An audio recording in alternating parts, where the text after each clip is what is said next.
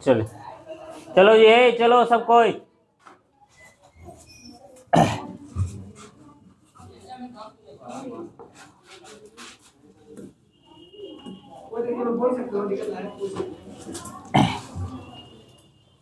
इसमें एग्जाम से देखो पूछेगा ही, है ना। होमवर्क था, चलिए बताइए क्या था होमवर्क, क्या है तो बताइएगा तो ना। होमवर्क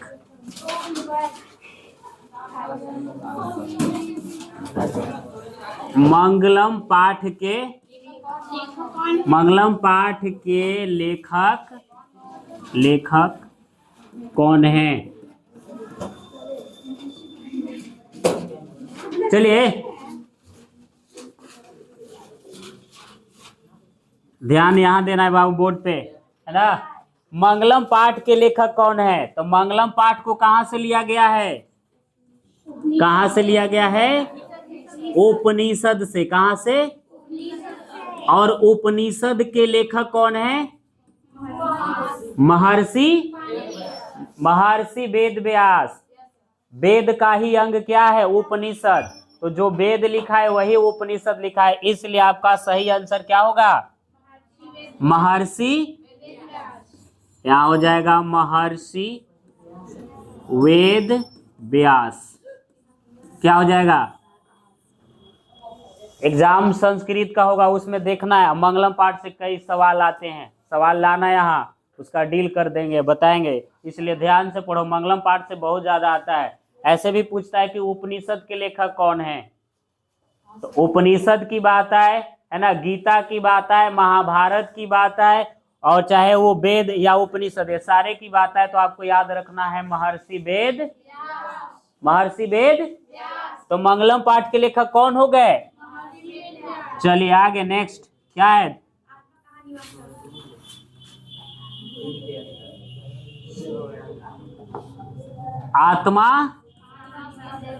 आत्मा कहाँ निवास करती है? चेहरा क्या देखते हो? दिल में उतर कर देखो ना बाबू, है ना। चेहरा क्या देखते हो मेरा? दिल में उतर कर देखो। चलिए आत्मा कहाँ निवास करती है? तो हम बताए थे कि जंतु या जीवों के हृदय रूपी गुफा में आत्मा जो है वो विराजमान रहती है। तो क्या लिखेंगे? जंतु के हृदय रूपी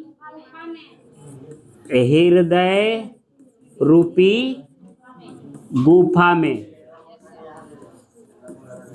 हल्के में नहीं लेना बाबू रे, इसको हल्के में न लेना, एग्जाम में आएगा इसमें से, बिल्कुल एकदम आने वाला है, आ जाएगा। क्या तारीख के संस्कृत है?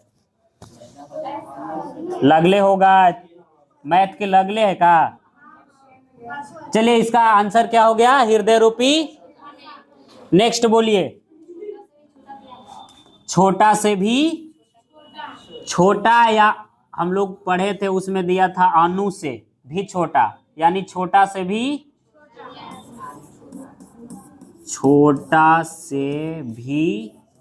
छोटा क्या है? चैप्टर के अनुसार क्या हो जाएगा? आत्मा। आत्मा अणु से भी छोटा है और महान से भी। अनोर अन्यान महतो महियान पढ़े हैं ना। अनोर अन्यान का मतलब क्या हो गया?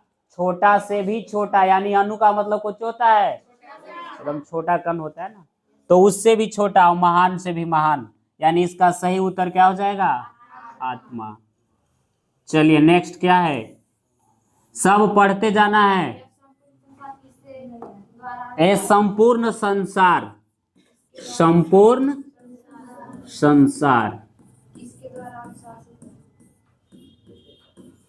किसके द्वारा अनुशासित है? इसका सही आंसर आप सब बताइए, क्या होगा? परम जोड़ आत्मा, है ना, परमात्मा के द्वारा परमात्मा के द्वारा ही पूरा संसार जो सृष्टि है वो क्या है, अनुशासित है ना। आगे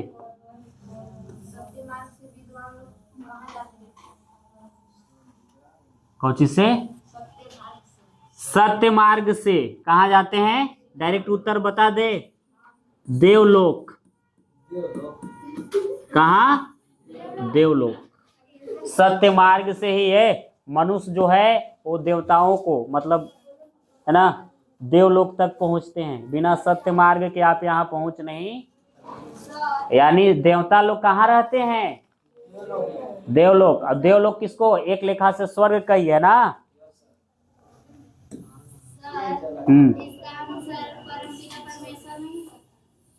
ना, ब्रह्म हो सकता है, ऑप्शन रहेगा तो। चलिए आगे, उपनिषद किसका अंतिम भाग है, वैदिक शास्त्र है ना। हाँ चलिए आगे, नेक्स्ट। मंगलम पाठ किस रूप में है जी, मंगलम पाठ किस रूप में है, ये सही इसका हो जाएगा पद्यात्मक। क्या हो जाएगा, पद्यात्मक। इसका सही उत्तर पद्यात्मक। और है सूक्ष्म से भी सूक्ष्म, वही बात है ना, छोटा से भी छोटा। क्या हो जाएगा, आत्मा। आत्मा। आगे, सत्य का मुख किससे ढका हुआ है, सोने के, हाँ सोने के पात्र से। बहुत अच्छे, पात्र से। चलिए और है, मंगलम पाठ के बताइए, मुंडको उपनिषद। कौन उपनिषद, मुंडको उपनिषद से।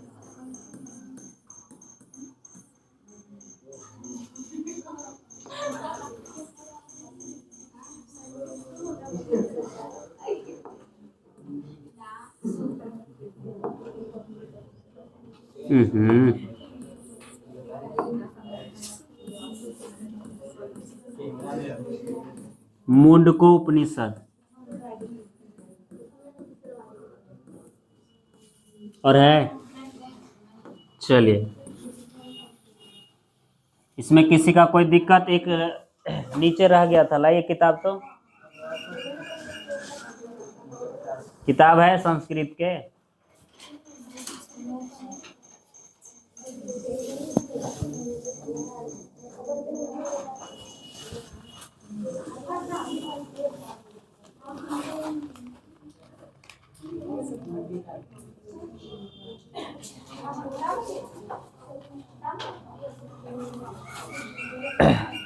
चलिए आप सब लोग से सवाल है, उसके बाद एक श्लोक बच जाएगा, वो पढ़ा देंगे है ना। और ये सवाल बहुत ही महत्वपूर्ण है। नदियां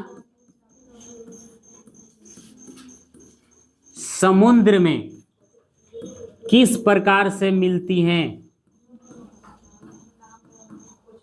किस प्रकार से मिलती हैं।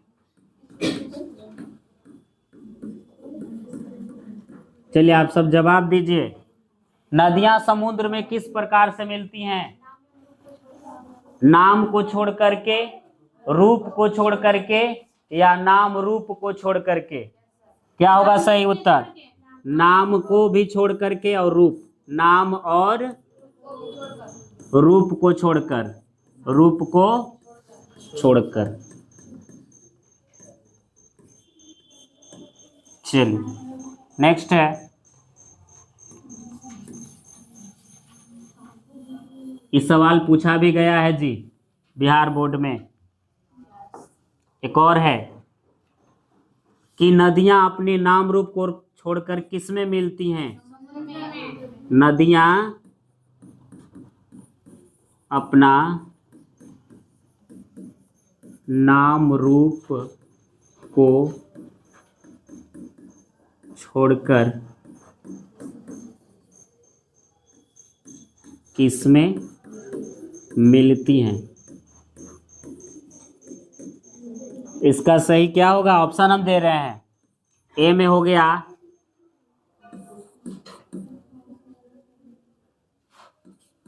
आग में, बी में यमुना में, सी हो गया समुद्र में, और डी हो गया इनमें से सभी।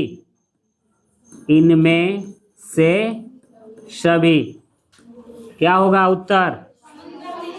समुद्र में। इसका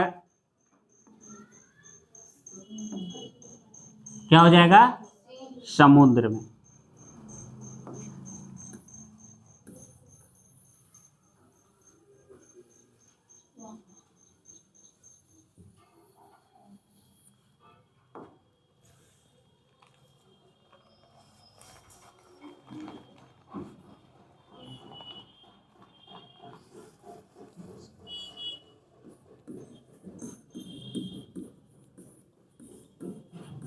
किसकी जीत होती है?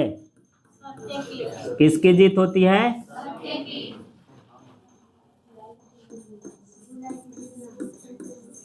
किसकी जीत नहीं होती है? नहीं होती है।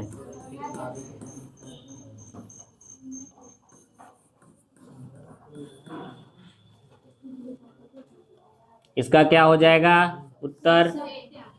सत्य। सत्य की। किसकी जीत नहीं होती है? असत्य की। ऑब्जेक्टिव में दिक्कत किसी को ना है?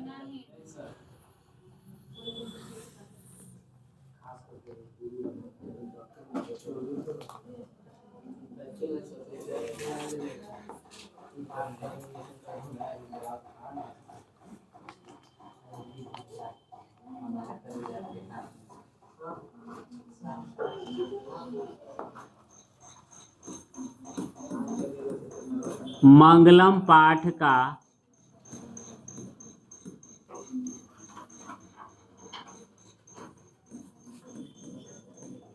पहला मंत्र किस उपनिषद से ली गई है? इसका सही आंसर क्या हो जाएगा? ईसावास। ईसावास्य उपनिषद। ईसावास्य उपनिषद से। नेक्स्ट क्वेश्चन है आप लोग के लिए, आप लोग जवाब दीजिएगा कि आत्मा का गुण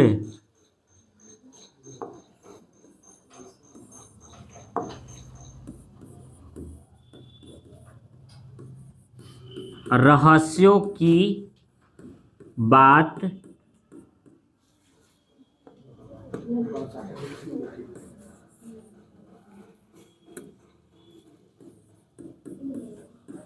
किस उपनिषद में कही गई है? किस उपनिषद में कही गई है? बताइए इसका सही आंसर क्या होगा? आत्मा का गुण रहस्यों की बात किस उपनिषद में कही गई है?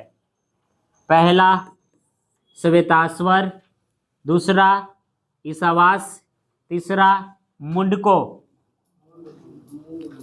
और चौथा कंठो। बताइए कौन सा? इसका सही उत्तर आप सबसे जल्दी।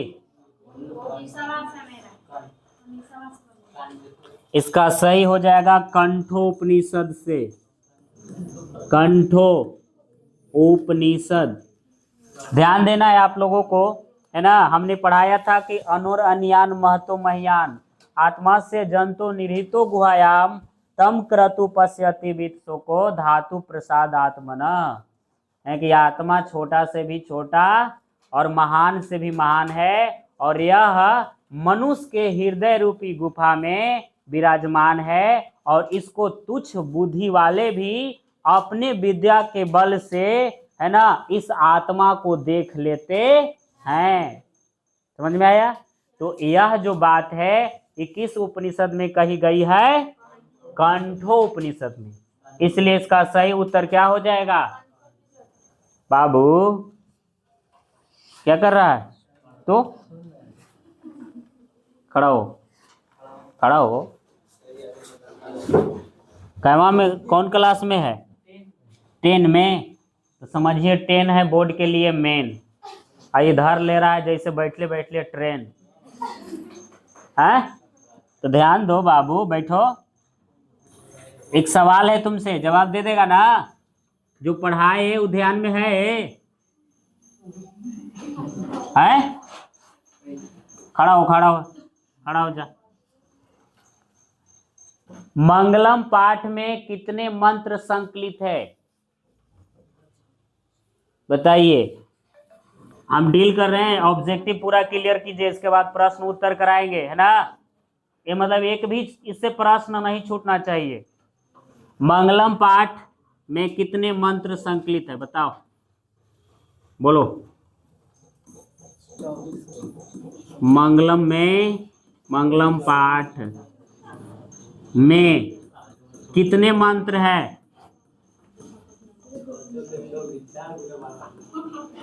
बताओ बाबू, कितने मंत्र है? 6। कितने हैं जी? 5 मंत्र। बैठो। कितने हैं? 5। ध्यान में रखो, 5 है का यार। पंच मंत्रा संकलिता संति है। देख लो, ध्यान दो। पद्यात्मक यहाँ लिखा हुआ है ना, अस्मिन पाठे, इस पाठ में परमात्मम परा उपनिषदाम पद्यात्मका पंच मंत्रा संकलिता संति, है ना, कि इस पाठ में, है ना, परमात्मा के द्वारा जो उपनिषद में बात जो कही गई है ये पद्यात्मक रूप में है। कौची में है? पद्यात्मक में है। और इसमें 5 मंत्र संकलित है। और कितने उपनिषद से है? कितने उपनिषद से? कितने उपनिषद से ली गई है बाबू? ध्यान दो। मंगलम पाठ का जो 5 मंत्र है कितने उपनिषद से ली गई है? इसमें कितने उपनिषद है? अरे इसमें बात कर रहा हूं बाबू। 3। कितने? कौन कौन? किताब में देखो, किताब में देखो। पहला ईशावास, दूसरा कंठो, तीसरा मुंडको, है ना? तो मुंडको 2 जगह है, और एक इधर है श्वेताश्वर उपनिषद। कितने हुए? 4। सॉरी 4, हाँ 4 गो है, 4 गो है।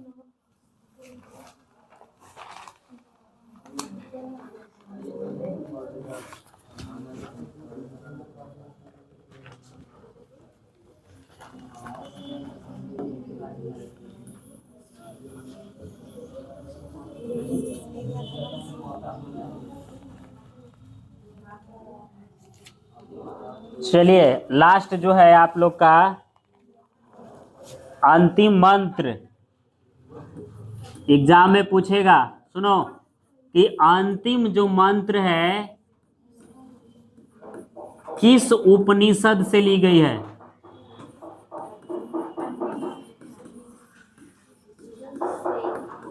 ली गई है, बताइए।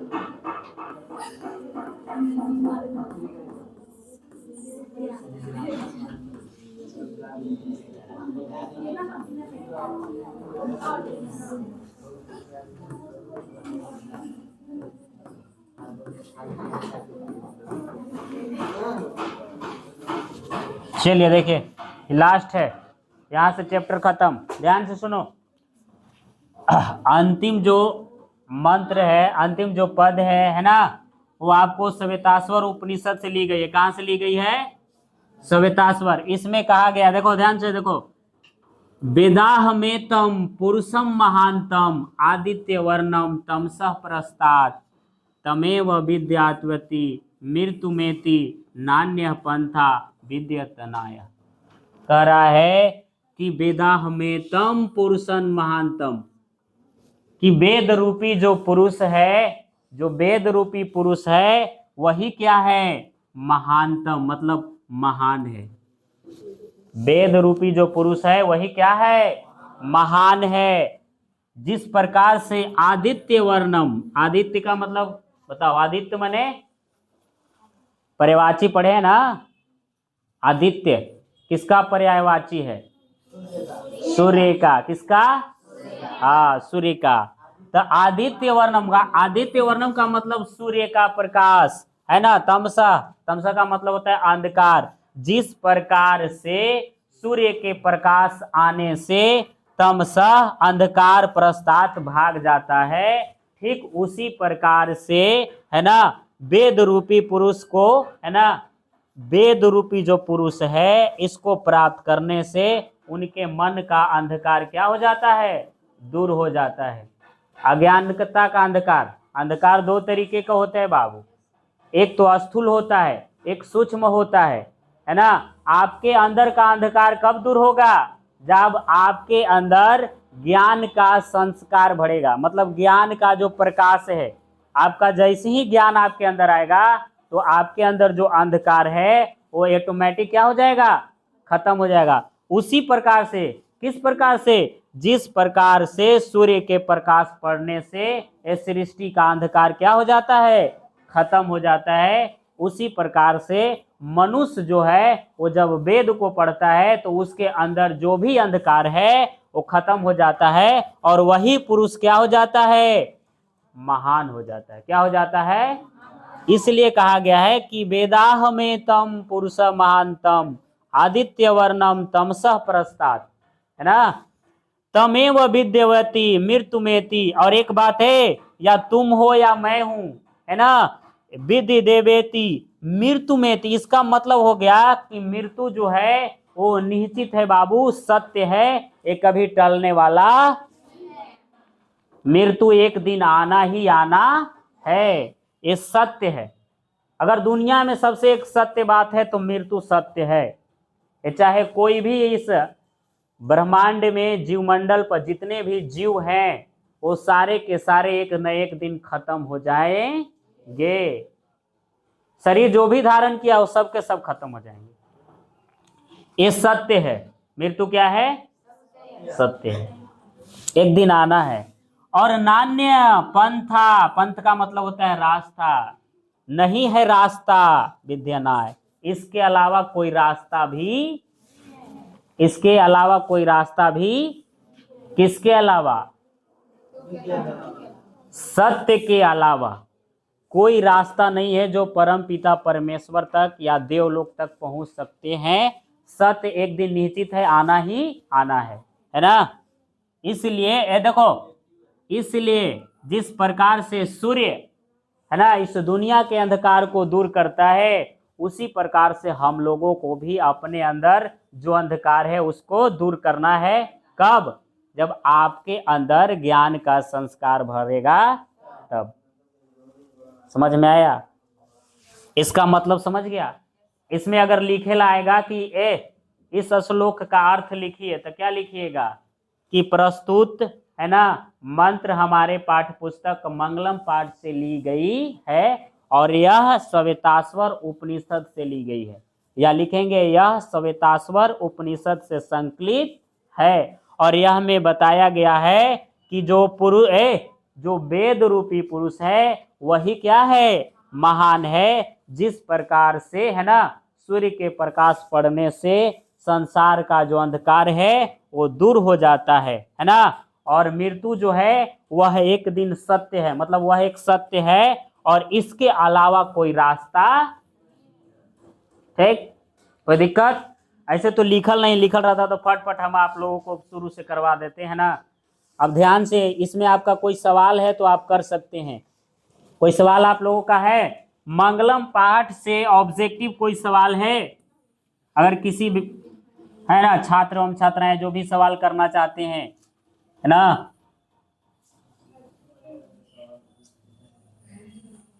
मन में कोई सवाल?